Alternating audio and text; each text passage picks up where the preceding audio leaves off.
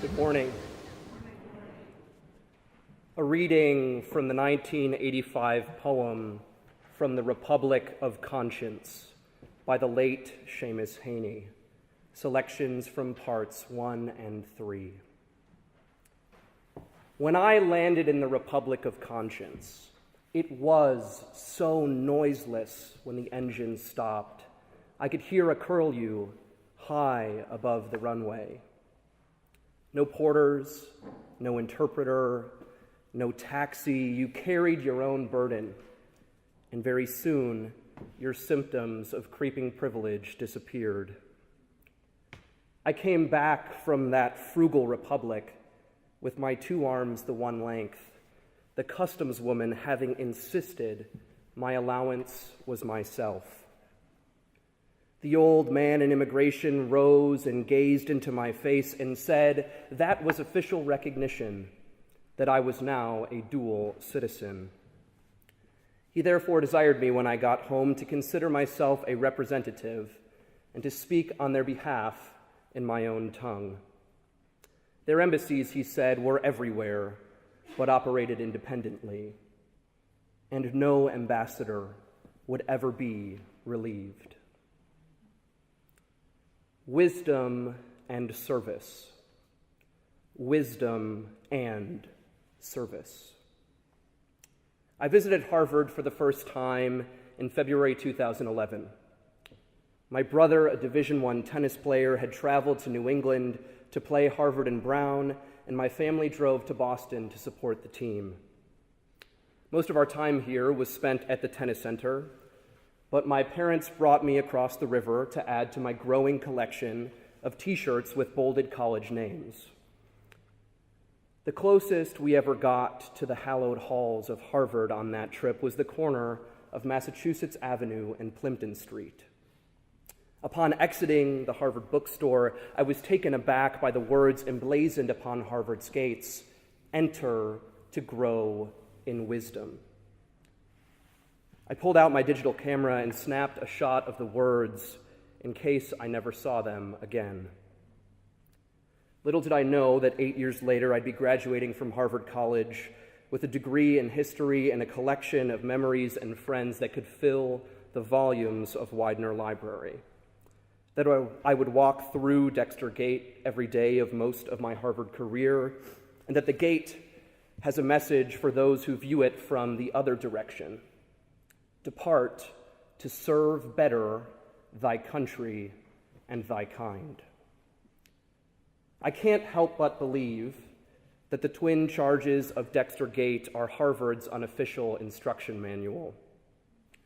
Even for visitors like my 14-year-old self, the inscribed text instructs viewers as to what goes on, or at least should be going on, in America's oldest academic institution. At Harvard, the gate suggests we come in search of wisdom, and we leave armed with that wisdom to better serve humankind. Harvard is, in its own way, what Schafer Haney has described as a republic of conscience, a place which ought to so profoundly transform us that our service of fellow human never ends. Wisdom begets service, and service is the price of wisdom.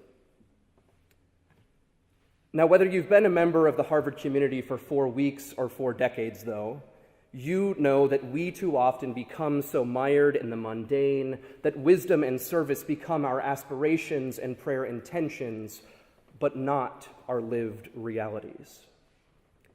At Harvard and so many places like it, knowledge and self-service so easily replace wisdom and service as standard operating procedure. The charge of Dexter Gate is readily consumed with a dose of skepticism and an acknowledgement that architects and artists frequently tend toward the dramatic.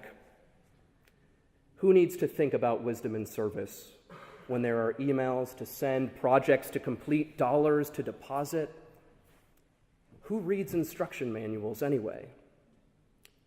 It is easy to adopt this view, to forego transformation of the self and the community in the name of our bottom lines, and to posture about our willingness to cultivate the wisdom service cycle at some later point in our lives. But my brothers and sisters, it is not enough to simply wait for the future to become the present. At a time when it seems like the very soul of our country is ripping apart, when people of faith cannot pray and children cannot learn without armed protection, when dominant cultural practices minoritize and marginalize the majority of the population, and when the very spacecraft on which we live is desperately crying for our help, who better to employ hard-earned wisdom in service of others than you, and you, and you, and you, and me? We, more than any other group in our country today, and probably more than at any point in history, have unrivaled access to the wisdom so urgently needed to serve better our country and our kind.